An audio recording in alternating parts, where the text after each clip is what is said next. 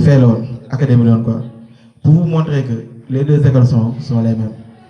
Collaboration bi nga xamante moom le président wax léegi xam naa ne commencé wul tey de mais tey lañ gën a sentir ñun lu ñuy ñaan mooy que loolu mën a continuer pour que yeneen année tamit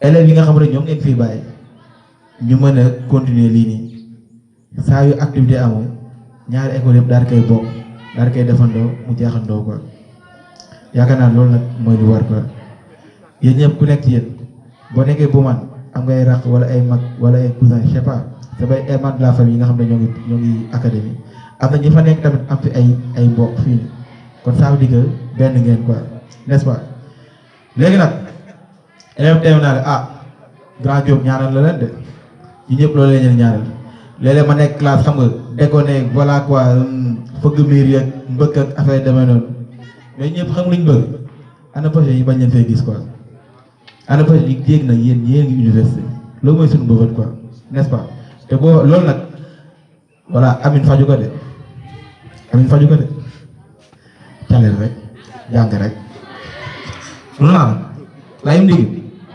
ok. Bonjour, monsieur le directeur de Bauman et l'Académie.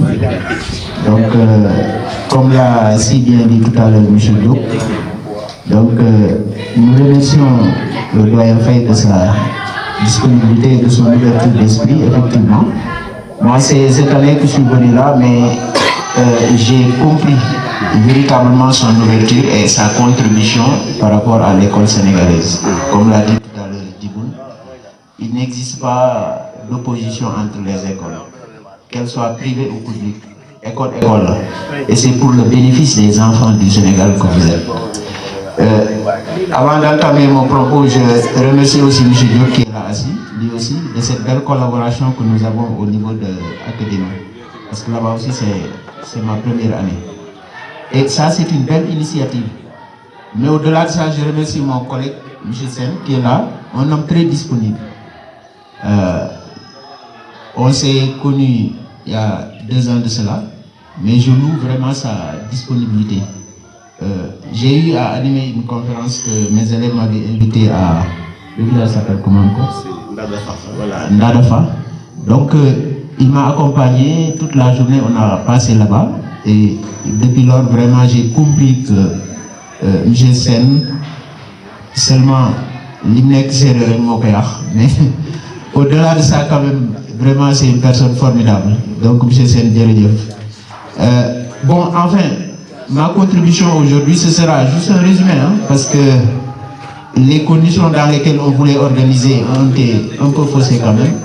Mais de toute façon, on va apporter juste notre contribution par rapport à cette belle initiative.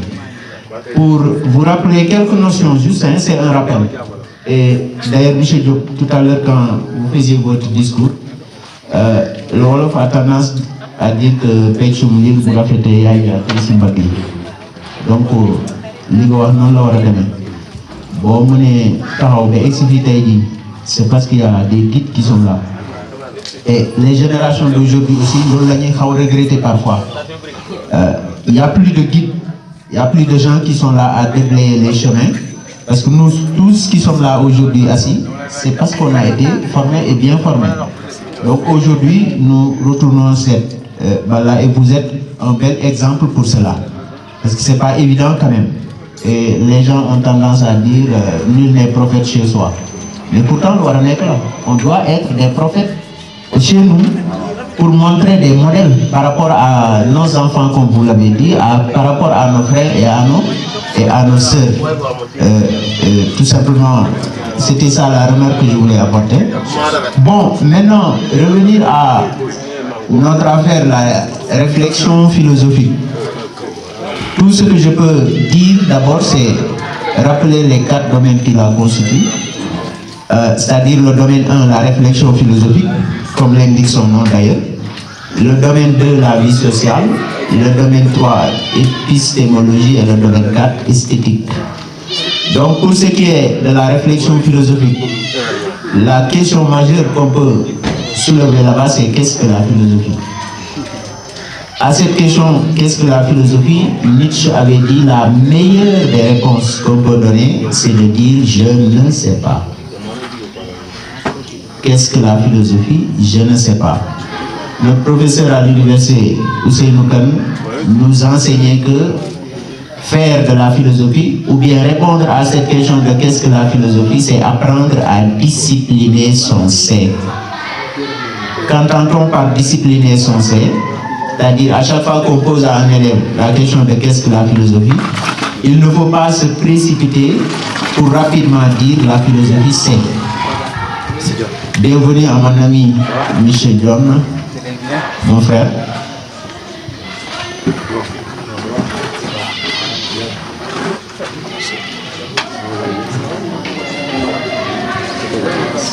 Donc, face à cette question de qu'est-ce que la philosophie, effectivement, la réponse la plus adéquate, c'est de dire je ne sais pas. Pourquoi? Car la discipline, ou bien la philosophie, véritablement, il n'existe pas de réponse unanimement acceptée par tous. Face à cette question de qu'est-ce que la philosophie, a priori, pourquoi je ne sais pas? Car la réponse qu'on va donner, ce ne sera pas une réponse unanime. Deuxièmement encore, pourquoi face à cette question de qu'est-ce que la philosophie, le je ne sais pas est meilleur? Parce que toute réponse en philosophie finit par devenir en elle-même une nouvelle question. Philosopher, c'est savoir poser des questions qui, à la limite, n'ont pas de réponse. Karl Jasper, en philosophie, les questions les plus importantes véritablement engendrent, ou bien les réponses engendrent en elles-mêmes de nouvelles questions. Donc philosopher, d'après Karl Jasper, c'est se mettre en route, c'est être un pèlerin de la vérité. C'est une quête. Donc, à la réponse de je ne sais pas, on peut apporter une deuxième réponse pour dire que la philosophie, même si on ne sait pas ce qu'elle est, elle est quand même une quête de la vérité. Pourquoi quête de la vérité? Car pour philosopher, il faut rappeler les contextes dans lesquels la philosophie est née. La philosophie, c'est un mode de savoir. C'est Pythagore qui a créé ce mot-là. Qu'est-ce que la philosophie? Il dit, on ne sait pas ce qu'elle est, mais on peut quand même donner son étymologie. La philosophie est tirée de philia et sophos. Philia, ça veut dire un amour, sophos, c'est la sagesse. Donc tout philosophe est un amoureux de la sagesse. Mais Pythagore a campé le débat pour dire, attention, seuls les dieux sont sages, les hommes ne peuvent pas être des sages. Donc on ne peut que tendre vers cette sagesse-là. D'où d'ailleurs la quête de la vérité d'après Karl Jaspers. Donc deuxième réponse, ou bien deuxième tentative de réponse. Face à la question de qu'est-ce que la philosophie, je ne sais pas, mais au-delà de ce je ne sais pas, la philosophie après tout est un amour de la sagesse. Et cette sagesse-là, René Descartes avait dit, on entend par sagesse une parfaite connaissance de toutes les choses. Ça veut dire que tout ce que tu fais, tu dois pouvoir maîtriser cela. Et René Descartes a donné l'image de la métaphore de l'arbre. La philosophie ressemble à un arbre dont les racines sont la métaphysique, le tronc la physique et les branches qui en sortent les autres sciences. D'où donc l'idée de la totalité. La connaissance philosophique, c'est la totalité des connaissances. Autrement dit, la philosophie est la mère de toutes les sciences. En la philosophie, il y a la métaphysique, d'où d'ailleurs les racines.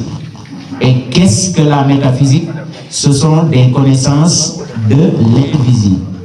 La définition la plus élémentaire, la plus terre à terre de la métaphysique, c'est la science de l'invisible. D'ailleurs, si vous regardez un arbre, vous voyez tout de l'arbre sauf ses racines. Donc, René Descartes dit, c'est ça la science métaphysique. Mieux, la science métaphysique, c'est la science tout simplement des essences éternelles, des choses qui n'existent que dans le monde intelligible. Mieux, on peut donner l'exemple de Dieu. Qu'est-ce que Dieu?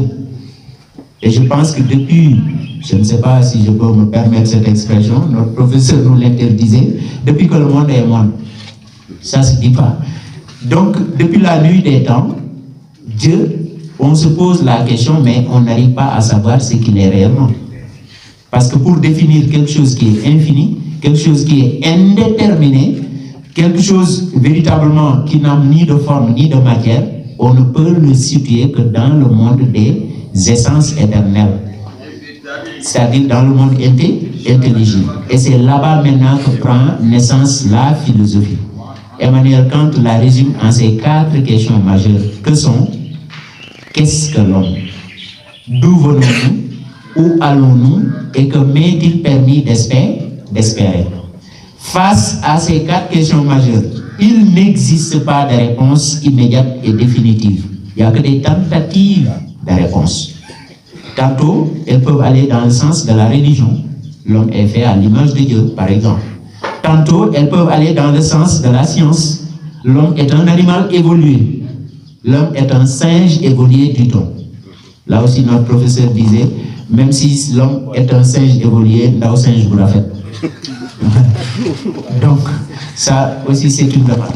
Mieux, face à cette question de qu'est-ce que l'homme, la philosophie ne trouve pas.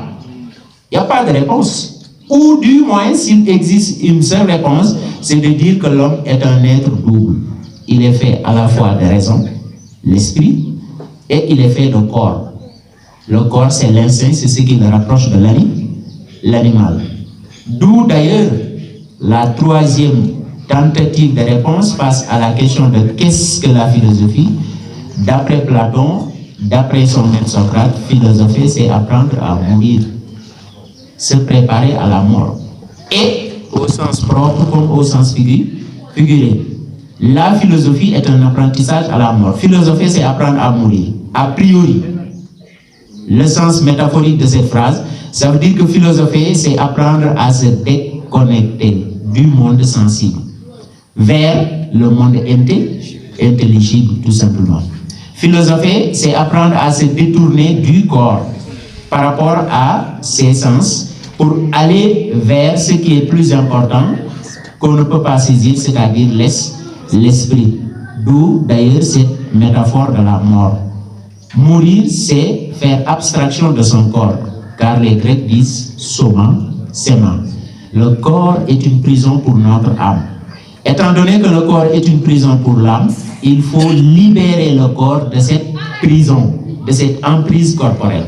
Donc, philosopher, 3e tentative de réponse, c'est une entreprise mortelle de se détourner d'abord du corps et du monde sensible vers un autre monde plus essentiel. Donc, c'est un peu le sujet de philosophie qui disait philosopher, est-ce se déconnecter du réel? Oui, a priori, la thèse c'est quoi? Oui, la philosophie c'est une déconnexion du réel, au sens propre du terme d'ailleurs.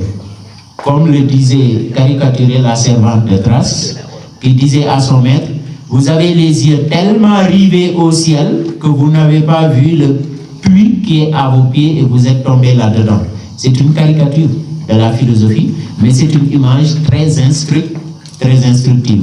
Donc dans ce cadre-là, 3e réponse, souvenez-vous bien, par rapport à l'entame de mes propos, j'avais dit, qu'est-ce que la philosophie? La meilleure des réponses, c'est de dire, je ne sais pas. Mais on va tout de suite dépasser cette question de je ne sais pas pour dire, la philosophie, après tout, même si on ne sait pas ce qu'elle est, elle reste quand même une quête de la sagesse, un amour de la sagesse, une quête de la vérité. Au-delà de ça, la philosophie est une entreprise mortelle. Philosopher, c'est apprendre à mourir.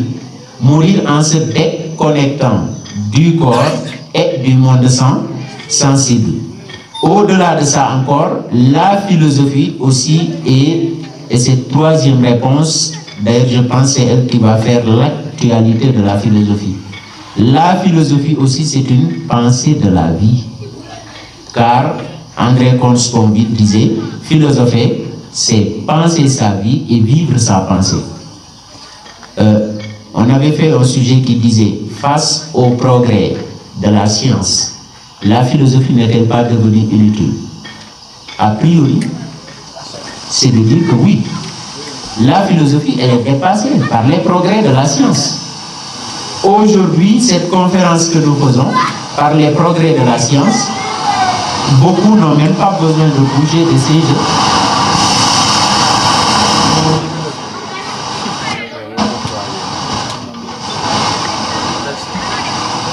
comme je le disais tout à l'heure, toujours nous sommes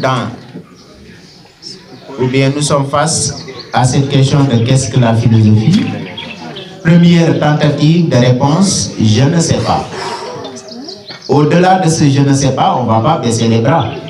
Donc, après avoir écarté le je ne sais pas, on dit quand même, ce qui est sûr et irréfutable, c'est que la philosophie reste un amour de la sagesse, philia et sophos. Et de ce philia et sophos, la philosophie donc, c'est une quête perpétuelle, non-stop de la vérité. Mais cette vérité-là, elle n'est pas malheureusement de l'ordre du corps, elle n'est pas de l'ordre de ce monde sensible. C'est pour cela d'ailleurs que René Descartes, et j'ajoute cette précision, disait qu'on peut conjuguer la philosophie autour du verbe douter. Philosopher, c'est savoir douter. Douter, pourquoi? Parce que l'essence nous trompe. Je vois M. Sen, il est là, assis à côté de moi. Je le reconnais par sa chemise rouge. Ou bien quelqu'un peut rentrer et demander à son ami, est-ce que M. Sen a une chemise rouge? Ça, c'est une connaissance par les sens.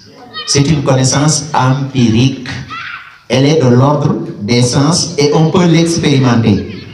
D'ailleurs, on peut, si vous demandez au prof de PC, il peut vous expliquer la couleur rouge, comment on l'a fait, ou bien les artistes. Donc ça, c'est une connaissance empirique. Mais attention, tout homme qui porte une chemise rouge n'est pas toujours égal à M. Sen. Et mieux, M. Sen peut avoir un frère à la maison et ils se ressemblent ou ont jumeaux.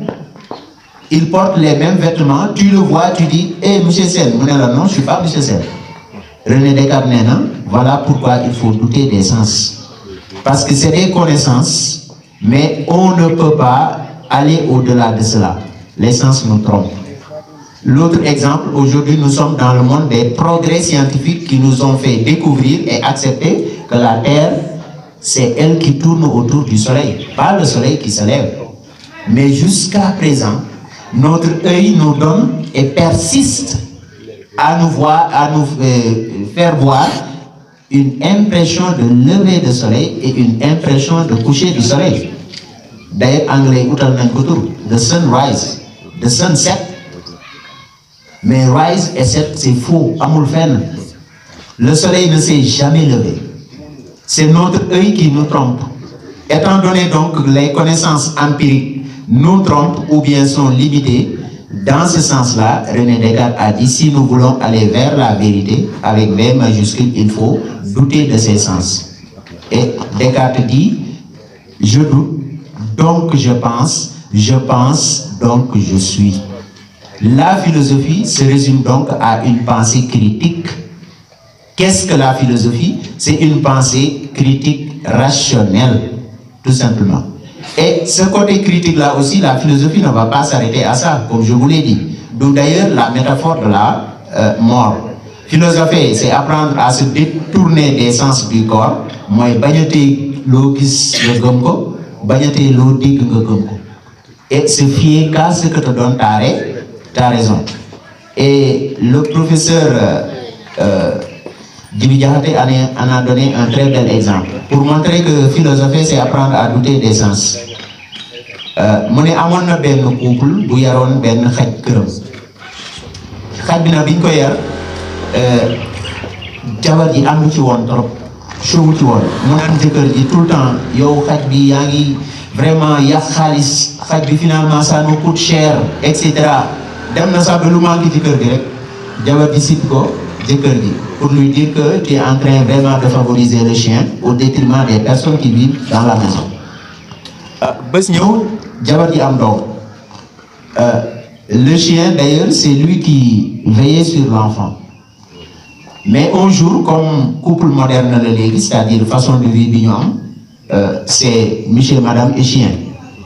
Parfois ça nga bind ci buntu kër gi chien méchant. Voilà, pour dire que voilà. Et ça aussi, la philosophie a beaucoup de choses à dire là-dessus. Donc, nous voyager, certainement il allait faire des courses en ville. La femme n'était pas encore d'accord. ak xaj bi mu ne ko xoo xaj bi dañ kaa dressé. C'est un chien qui n'est pas n'importe quel chien. Vous lui parlez, il répond.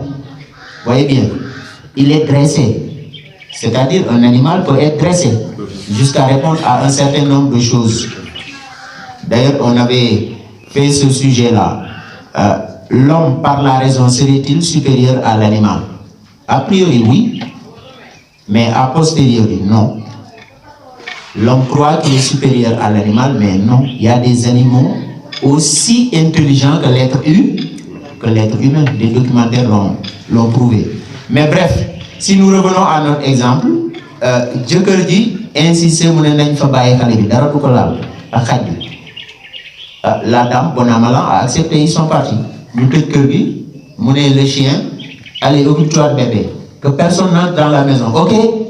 Chien bi yëngal bopp bi mu ne couche-toi à côté de bébé mu tëdd. Et bien voilà, ñu dem. Peut-être certainement 1 heure de temps, 2 heures après ñu ñibbisiwaat ci kër gi. Jabar ji moo njëkk a tijji bunt bi mu ne kàcc ci bunt bi fekk xaj bi téye benn yax bu am deret mu koy seeñaat quoi parce que boobu yax bi jeex il n'en restait plus rien rek femme bi crise buy sama ndeyooyu Modou kaay na gis nga waxoon naa la ko ak wuy yaayooyu torox naa Modou gis xaj bi mu ne wuy sama ndey wuy yaay. Il est parti voir où il a ouvert sa chambre, génne pistolet. Néon xaj bi pan arrosé ko bal ba xaj bi tëdd suuf. Voilà. Jabar ji daw affaire yooyu ñuy wër. Ndeke le chien, il y a un animal qui est ancré. Le chien a tué l'animal et a isolé l'enfant maintenant dans une autre pièce de la maison. Voilà. Après biñ ko arrosé ay bal voisin ñëw méli-mélo bi nekk si biir kër gi jabar gi moom xam na di yóbbu benn voisin moo daw ci ginnaaw mu ne mais attends yéen lan ngeen di yóbbu ñu ne ah mais xaj bi moo lekk rey na sunu doom ba gis nga mi ngi sayñaatu kii mu ne attends mais lii baa ngi fii ci ginnaaw fekk c'est le chien qui a isolé l'enfant et se battait maintenant avec un autre animal qui était entré dans la maison. Qu'est-ce qui s'est passé? Moi, il faut toujours douter. Pourquoi le doute est important? Si la dame avait douté, et si le mari avait douté des propos et de l'accusation fausse de sa femme envers son chien qu'il a dressé, il n'aurait pas tué son chien. Voyez bien. Donc, voilà l'importance du doute cartésien. Et le bobo, c'est le professeur Giligarté qui l'avait un jour donné dans une conférence, dans un débat. D'où donc l'homme véritablement doit toujours apprendre à divorcer d'avec ses sens. Les sens nous trompent. Et on le dit parfois en Wolof. D'où voyez bien. Les swahul, c'est apprendre véritablement à faire usage de sa raison. Donc voilà une autre réponse encore de la question de qu'est-ce que la philosophie. Quatrième réponse face à cette question de qu'est-ce que la philosophie, j'ai dit tout à l'heure, la philosophie est une pensée de la vie. On a tendance à accuser la philosophie et les philosophes d'être déconnectés de la réalité. Et à la limite, la philosophie, dit-on souvent, est un vain bavardage. Et pourtant, ce n'est pas vrai. La philosophie n'est pas un vain bavardage. La philosophie n'est pas inutile. Et c'est cette réponse de la philosophie est une pensée de la vie qui le montre. Tout à l'heure, j'ai dit le sujet qui disait face au progrès de la science, la philosophie serait-elle inutile? A priori, c'est de dire oui. Si véritablement, comme je l'ai dit tout à l'heure, cette conférence que nous faisons là, on n'a plus besoin de se déplacer. On peut rester dans sa chambre, où que vous êtes dans ce monde. Je ne parle même pas de Diagagnan, hein, je parle du monde entier. On peut suivre cette conférence en live, en direct. Et mon ami Koufan est là, en train certainement de le transmettre par les satellites, y compris même jusque dans son village. Voyez bien. Et ça, qu'est-ce qui a donné ça? Ce sont les progrès de la science. Et ces progrès de la science, face à la philosophie, qu'a-t-elle fait? On a envie de dire que la philosophie n'a absolument rien fait. Ça, c'est la thèse. On peut confirmer cela du point de vue de la science et du point de vue du sens commun. Mais revenons encore à la question de qu'est-ce que la philosophie.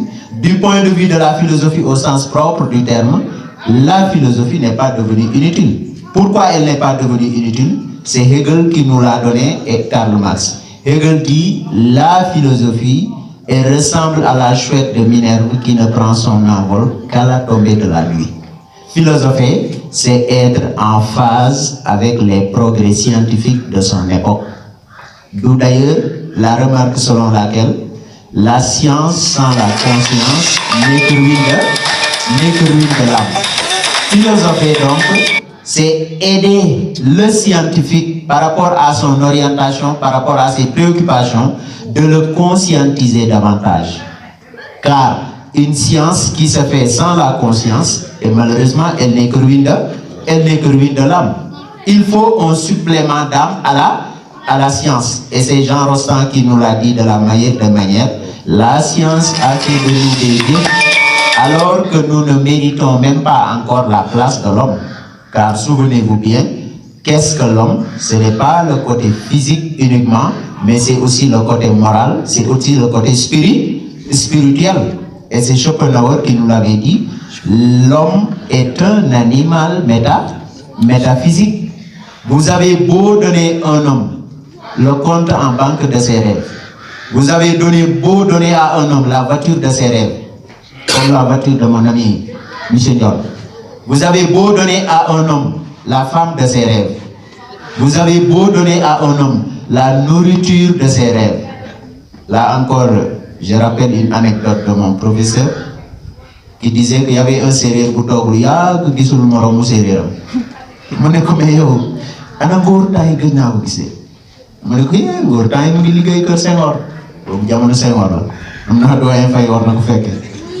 Ma ne waa ji noppi bi si kanam mu ne ko yow waay Samba ma ne ko lan la ma wax ni yow waay ma ne yow waay ndaw nekk sos.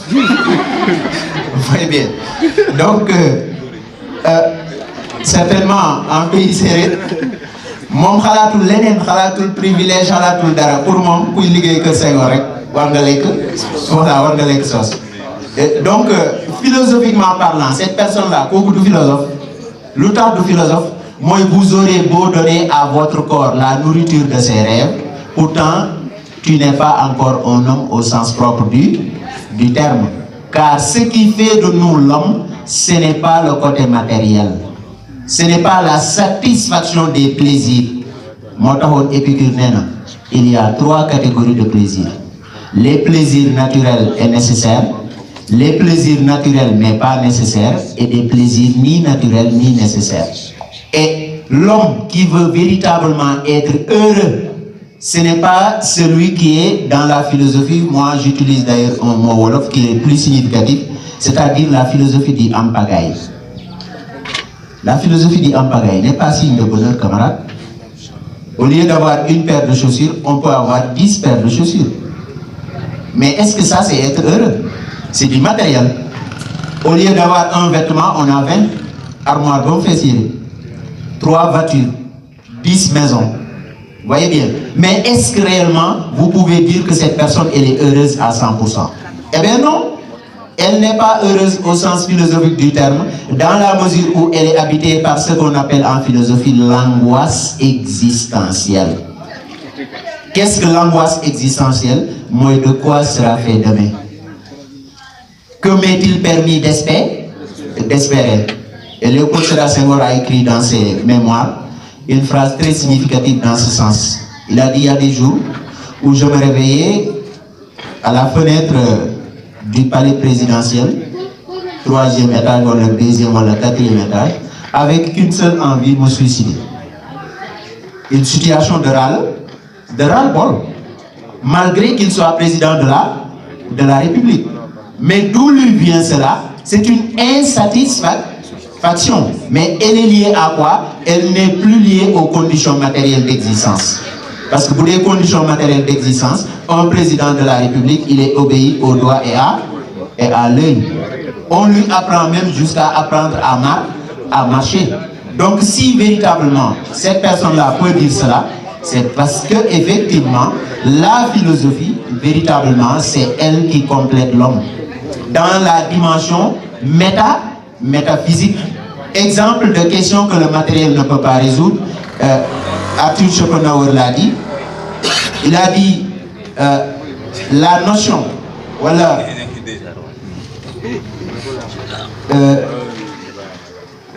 comment je peux l'appeler, cette sorte de chicoonnette qui nous pousse à philosopher, d'où est-ce qu'elle nous vient?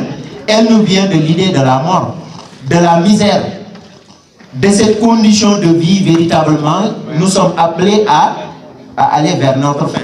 Donc dans ce sens-là, véritablement, c'est la philosophie qui peut apporter la question la plus adéquate. Donc quels que soient les progrès de la science, la philosophie est une pensée de la vie. Et je reviens encore à Hegel pour que la réponse soit plus précise. C'est Hegel qui dit que toute philosophie est fille de son époque. On ne peut pas sauter par-dessus son ombre. Dans la mesure où tu ne peux pas dépasser aussi la philosophie. Pourquoi? Parce que philosopher, c'est prendre en charge les vraies questions de son moment, les vraies questions de son époque, les vraies questions de sa société. Et Karl Marx l'a dit dans une citation très claire, les philosophes ne poussent pas comme des champignons, mais ils sont les fruits de leur époque et de leur peuple. Si un philosophe apparaît dans un peuple, ça veut dire que ce peuple a atteint sa maturité. Par contre, maintenant, si un philosophe n'apparaît pas dans un peuple, eh bien, ça veut dire que la société n'a pas encore mûri. Nietzsche l'a dit dans une très belle remarque. Il a dit, si un pêcheur va à la mer, il met un appât à son hameçon et jette le filet dans l'eau. Et si au bout de quelques minutes, il retire le filet et qu'il n'attrape pas de poisson, ne qualifions pas le pêcheur de nul. C'est parce qu'il n'y a pas de poisson. C'est tout simplement ça. Donc, si le philosophe véritablement n'émerge pas dans une société ou bien parfois n'est pas compris, c'est parce que le philosophe devant son époque, devant son temps. C'est pour cela que Nietzsche avait dit à son époque, par rapport à sa société, par rapport à son peuple, je ne suis pas une bouche pour ses oreilles, mon temps n'est pas encore venu. À l'image d'ailleurs de l'insensé qui marchait en plein jour avec une lampe torche allumée. On lui disait, mais bon Dieu, pourquoi vous faites cela? Il dit, je cherche la vérité.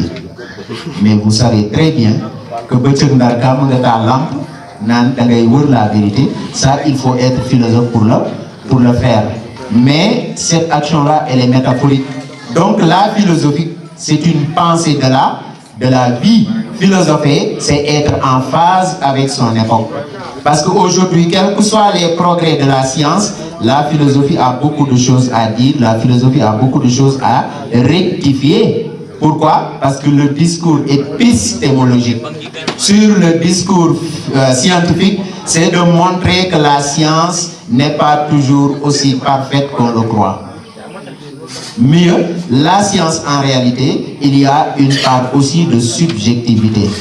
Et ça, c'est le philosophe qui le dit avec toute la responsabilité qu'il faut.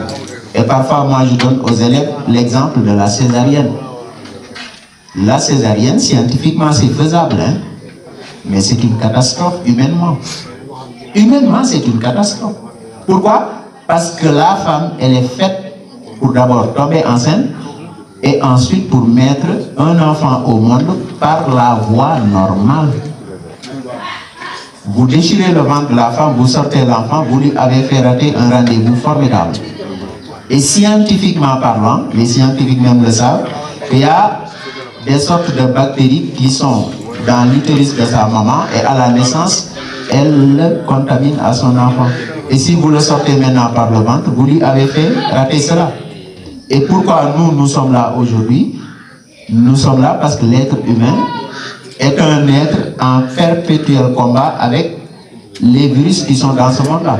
Et il y a des virus que le médicament ou bien les piqûres ne peuvent pas tuer, ou bien la chaleur.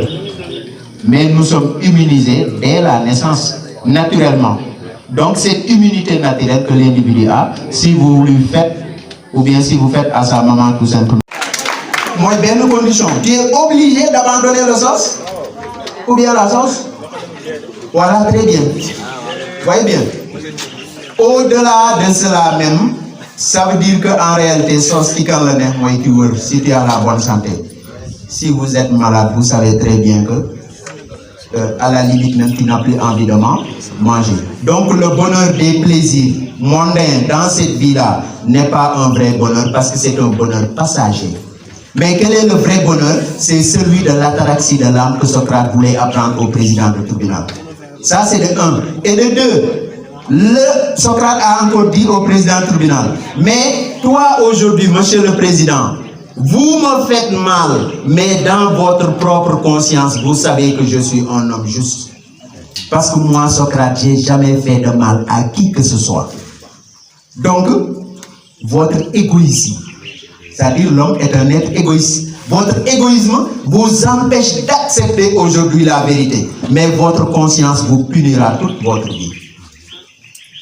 Et je dis aux élèves d'ailleurs de se remettre à ce texte de Jean-Jacques Rousseau sur la conscience. Conscience, conscience, instinct divin immortel, juge infaillible du bien et du mal. C'est toi qui fais l'excellence de ma condition. Sans toi, je ne ferai rien de grand qui m'élèverait au-dessus des bêtes que de m'égarer d'erreur en erreur. Ça veut dire que la conscience, elle est toujours droite.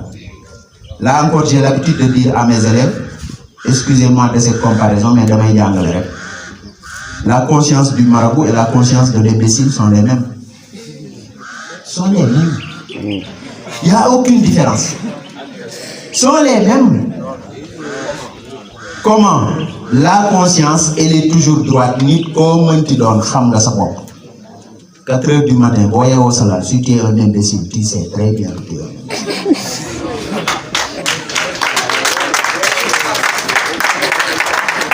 Donc, à ce niveau-là, camarades, s'il vous plaît, le corps, il peut se, s'il vous plaît, le corps, il peut se cultiver, hein. Il peut te faire de la gymnastique dans un corps costaud. Vous comprenez bien?